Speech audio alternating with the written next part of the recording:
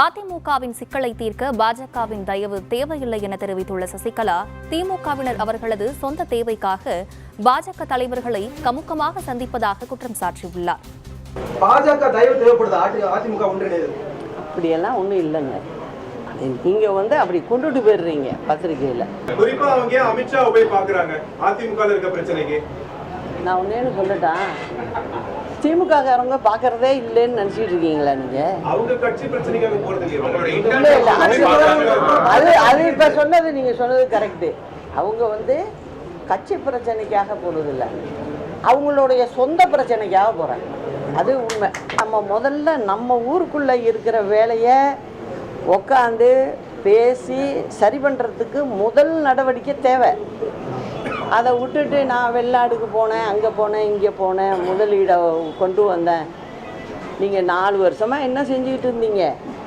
தேர்தல் 6 மாதம் வச்சுக்கிட்டு நீங்கள் இப்போ நான் இவ்வளவு முதலீடை கொண்டு வந்தோம் அது இதுன்னு சொல்கிறீங்க.